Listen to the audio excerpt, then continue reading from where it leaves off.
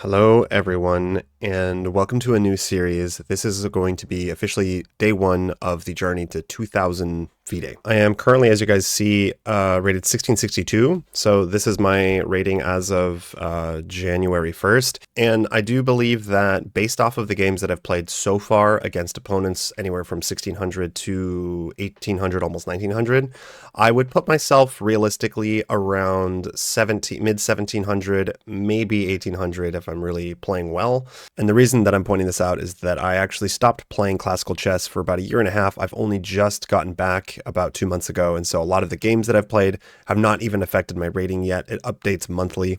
So, oftentimes I actually had two opponents that I played who saw my rating as 1615, and after the game said, like, you're not 1615, you're much stronger than that. But as time goes on, wherever my true rating might be, we'll start to see that reflect. Just to give you an idea of where I'm at right now and how far I need to go to get to 2000. A couple things. So 2000 FIDE is really strong. Just to put things into perspective, although people might have different opinions on that, I recently played in a tournament, and the person who won the tournament was rated around 1930. He won every single game, and I got a chance to play against him like once or twice. And yeah, when you play someone who clearly you play against them and you think to yourself, they are on another level. Like, they are seeing things that I don't see. They're on another level. That was the impression that I got. So just to put things into perspective, I'm close to 2000 right now on chess.com and Rapid. That is nothing close to 2000 in FIDE. But it's also at the same time not unattainable. But it is definitely a serious challenge. And since I'm playing over the board right now quite a lot, I figured, why not? I'll post my progress. I post these games anyways. So let's get started. I'm going to show you guys the last game I just played. So this was 2 days ago. I'm not going to spoil it. I'm not going to tell you what happened, but we're going to switch the view here. So my opponent was, his name was Sammy, and he's rated 1721. At the time, I actually, I put 1665, but I'm actually 1662. I messed up. So let's take a look at this game. I am playing the black pieces, and this is the first, I think, classical game that I've had since I started up where I faced d4. Every single game as black, I have seen e4, and it's been great because I like playing Scandinavian. But I finally faced d4, and I was a little bit worried about this. As you guys might know, my d5, I'm really not happy with. I've been going back and forth between different openings. But to my surprise and delight, he played a London system. And so I got the chance to play this new opening that I've been playing against the London, which starts with c6. This is very annoying because I am a London player, and this is probably currently the opening that gives me the most trouble. There's lots of traps, and more importantly, I just really like the positions that you get out of this, and I like the fact that black is the one who is attacking right off the bat. I have to give props to Igor Smirnov from Remote Chess Academy. I'll put the video in the description below. He has a video on this describing like the main ideas and just going over some of the lines. That's where I picked it up, and honestly, I'm super happy with this. Much happier than I would be just playing like a d5. So anywho, we get to this position. Queen b6 immediately attacks the weakness on b2 that's left from the bishop developing super early. There are two moves here that are considered decent, which is either b3 or queen c1. He went queen c1, and I thought that I remembered the theory here, or the best moves, which was to immediately go after the bishop. That's one nice thing about this opening as well, is that it throws London players off. Number two, you often win the London bishop, and that's really annoying for most people. If you're like me, you don't like to lose that bishop. So I immediately go after the bishop. It's basically gone. That bishop, there's no way to save it. If he goes here, he loses to an immediate check. And so you basically have to give up the bishop at that point. I take the bishop, and I play g6. I just had remembered that from all from that video, that the idea is you just go g6, you fianchetto the bishop, and this bishop becomes a monster, and all your pressure becomes no longer about b2 necessarily, but well, it is, but also playing c5 and opening up that diagonal. So I just kind of carried on. I'm playing pretty quickly here, and my opponent is, I wrote down the timestamps, a couple of them at least, but let's just say I'm definitely up on time at this point. And I was happy to see that, like, right away he's making mistakes. I knew this was a mistake. There's no threat whatsoever. And I was pretty sure that the move was h6, but it looks like h5. The computer actually prefers h5, but this often happens. Sometimes the bishop, there's some positions where the bishop is out here, and they go for knight g5, and you just play h6. Maybe not there, maybe it's there, I don't know. Anyways, it's a mistake in any case. I play h6, he goes back. It's basically just a free tempo for me. I took a while on this move and decided to play bishop f5. I realized that he could go after the bishop, so I had to calculate all of these lines. What happens if he goes knight h4? And I thought, okay, well, I can go bishop g4, but I was thinking he's going to rook lift. And then I thought, do I really want to play h5 or not? I just wasn't really sure. But it looks like the computer wanted knight b to d7. And that was one of the other moves I was thinking of too. I was thinking, well, is it better to just get my knight out first before my bishop, even though it temporarily blocks it? It does guard the e5 square. So anyways, I went here. He did go after my bishop. And again, after some calculation, I thought about going bishop e6, actually. I didn't really consider bishop d7 too seriously because it just looks like, I don't know, not good. I want to get my knight out. I decided to go bishop g4 and thought, okay, if he goes f3, I'm going to now bring the bishop all the way back, and I'm threatening to win your knight, so you have to move something. If you keep pushing, now I have a permanent square for my bishop. This is just clearly good for black. He didn't do that. He just kept the knight there, played bishop d3. I developed, so knight b to d7, or knight d7, c3, and let me actually go back here, because in this opening, this particular opening, the idea, like I said, is that with this bishop giving all the pressure down the diagonal, you want to play c5. But at some point, and it's kind of, it wasn't very intuitive for me, but Igor explains in the video that you also want to play d5. At one point, the best move is to play d5 and to get d5 and c5. And so I figured earlier on, I played d5 because I didn't want the knight coming into the position, and he didn't play d5, so I decided to play d5. Now we're here, and he plays c3, so now I go c5, because typically you play c5, and then they play c3. I knew that it was like the theme of the structure. This is actually a miss because the computer wanted e5.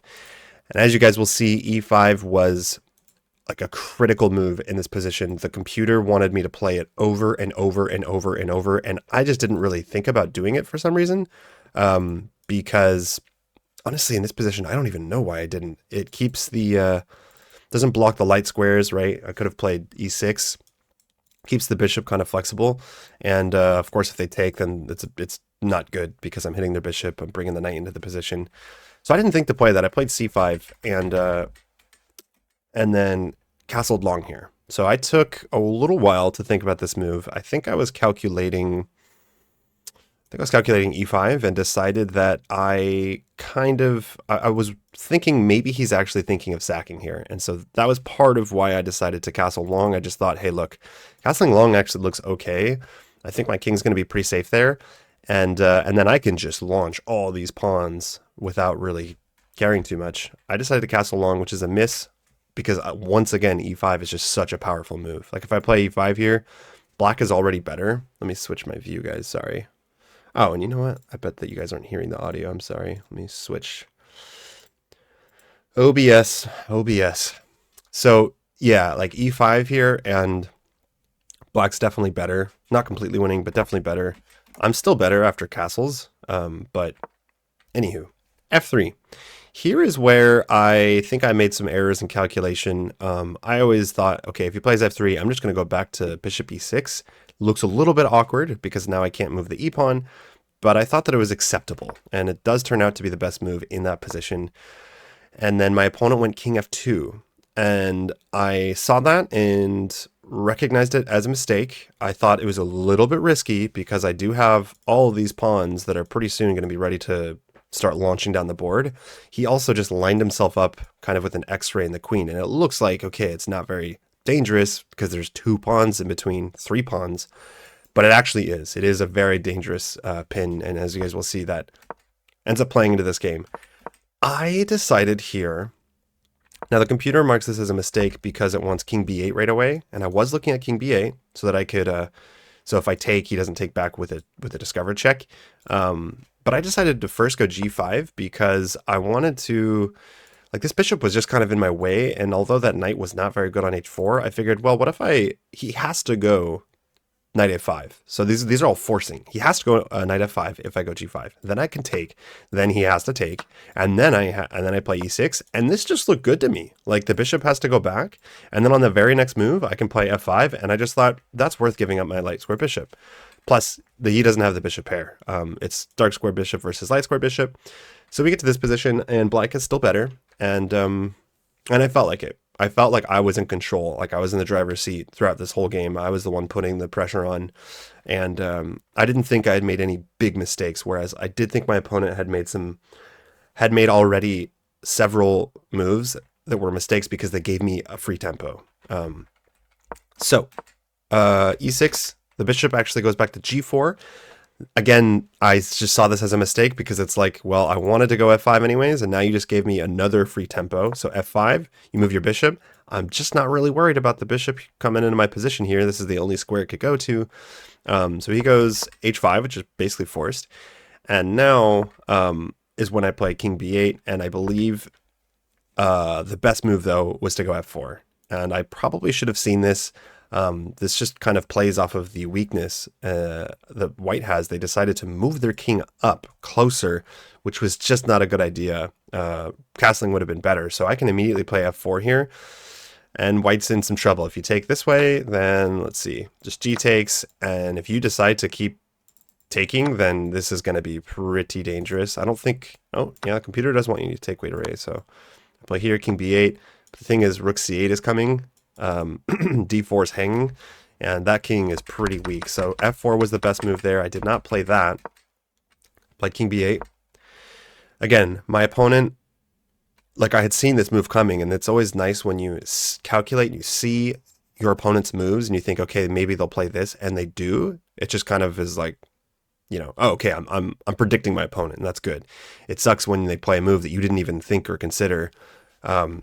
And I saw that this, by the way, is just absolutely not a threat. My queen is defending that. He just gave me another free tempo. So as you guys will see, I made a video on this, but tempo, man, is super important. And at this point in the game, my opponent has given me, I think, 3 or 4 free tempo, which it matters a lot. So here I decided to take, just open things up. And then I wanted to play rook c8. I figured how bad can it be taking the c file? His queen can't move closer into my position. He's got to move back somewhere, and I figured he would play queen b3, and he did.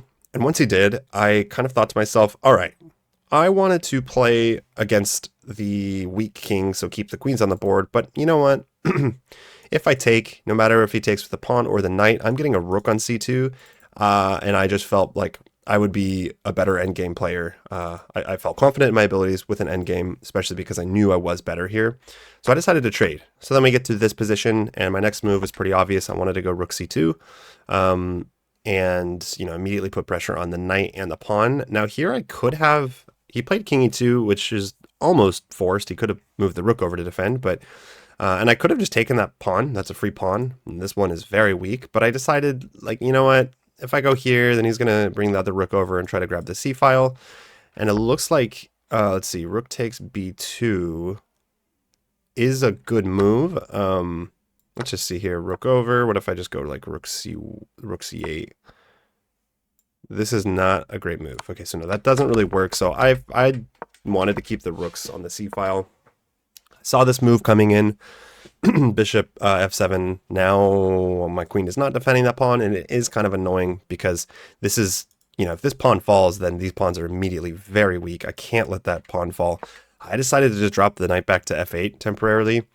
I figured, like, what is white doing? Like, this knight can't move. These rooks, the rook has no pressure here. This bishop doesn't need to move anytime soon.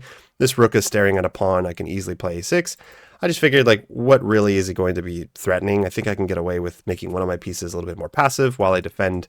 But it looks like the computer to bring the rook back. Not really sure about that move. But anyways, he goes rook a to b1. And I figured I'm going to activate my king so that my king is protecting this pawn.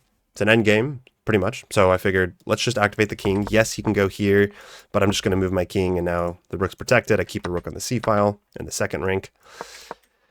And he goes rook a1, I play a6, no big deal there. Although I'd never really considered the rook lifting. And as you guys will see, that became Slightly annoying.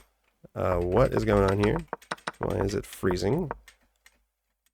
Okay. It thinks that's the end of the game.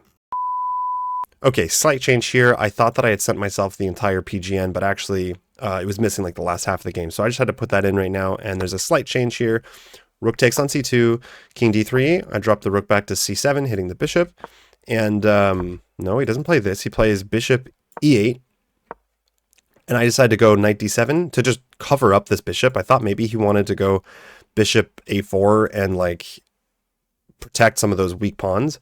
So I just decided, look, if you want to take my my knight, I'm happy to trade. I'm just going to block that. Also, I don't like my knight on this f8 square, so it's kind of a double, two birds in one stone. I was trying to activate my least active piece. He goes rook a1 now, and then I play a6, and then e4. So white actually decides to break open in the center. I take with the f-pawn, takes, and as you guys will see, there's a little bit of, like, I can't really take here because he wants to take with the knight with check and force my king back. And I just didn't want that. I wanted my king in the center. If anyone's king is going to move backwards, I want his king to move backwards. So I decided to play e5 here, and I thought, well, okay, if takes, I'm just going to take, I think. That's what I decided. And if takes here, no problem, then I'm going to be the one that gives a check with the knight. I think knight takes e5 would be best here. Yeah. The computer doesn't like it. I think it's fine.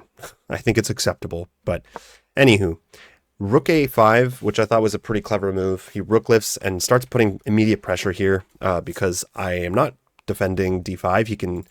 He's threatening to take d5 with check. I have to address that. The move knight f6 looked pretty obvious. It hits the bishop and protects the d5 pawn. Although this was the first move in the game where I didn't see. I was really stressed out for a second because I thought, oh my god, I missed something. Am I getting checkmated? I realized, like, well, if I take here, this looks kind of sketchy. Like I could potentially get checkmated, and I have to take. I can't. If I don't, I'm losing a knight. So I took. He throws a knight c4 check. Fancy move, taking advantage of the pin. I can't take with the pawn. Taking with a rook would just be bad. So I move back, and then he continues taking. And I took with the knight. I thought for a while here. And let me see real quick. This is move 24. So earlier in the game, guys, I had basically an hour and 4 minutes to his, got smudged. I think it was like 30-ish minutes. So huge time advantage. Throughout this game, I kept the pressure not only with the moves, but on the clock. And that definitely did play a role here.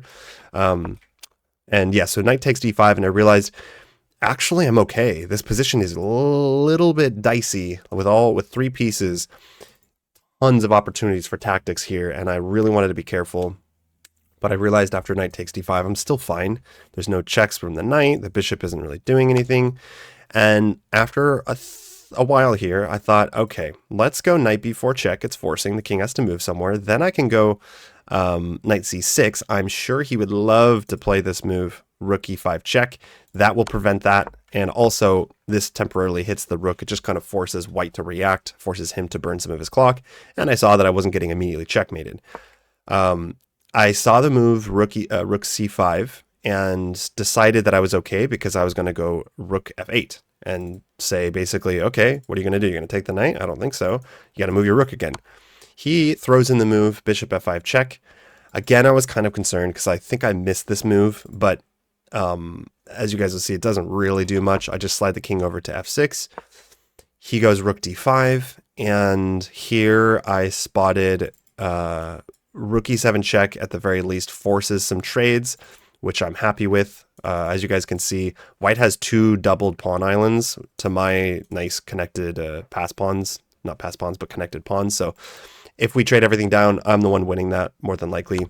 I go rook e7 check. And he only has two moves here. So this was, I was happy to see. Either he goes king f3, and that's great because it's going to force some more trades here. If you don't take with the knight, then let's just say the king moves somewhere here. I'm going to take your knight 100%. Oh, looks like the computer doesn't like that though. Oh, yeah, no, I'm sorry. This is a free bishop. So I can take the bishop. That's just a free piece if he doesn't take. So it forces trades. If he takes with the knight, then I have takes, forcing probably even more trades because I'm forking the rooks and the bishop. So he has to take. Now I have bishop versus bishop. This should be...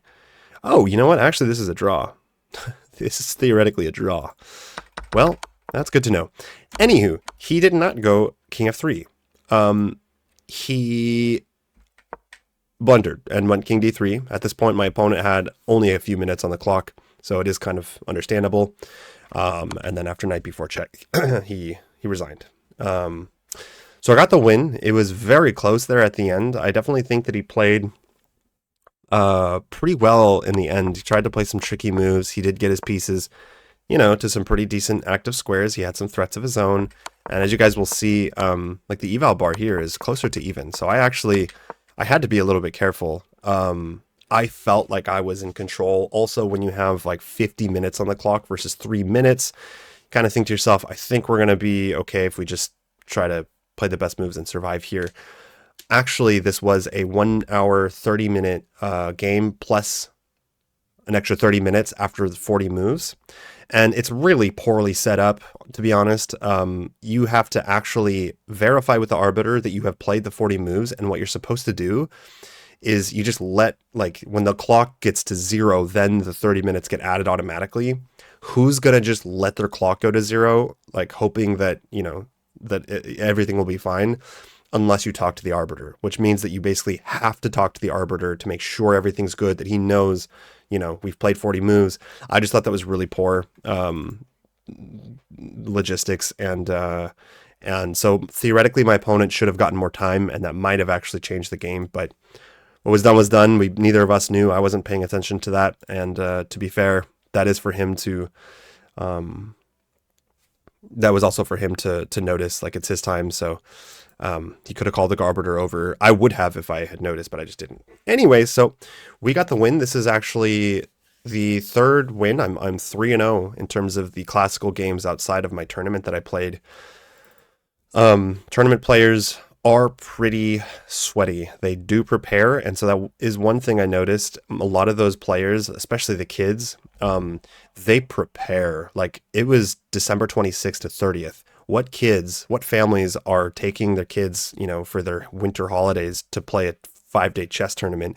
Probably they're pretty serious about chess, right? So it's not the same thing with a lot of these guys that I've played in these just team matches. And by the way, our team actually won 4-0. We had 4 of us, and every single one of us won. So that was pretty cool.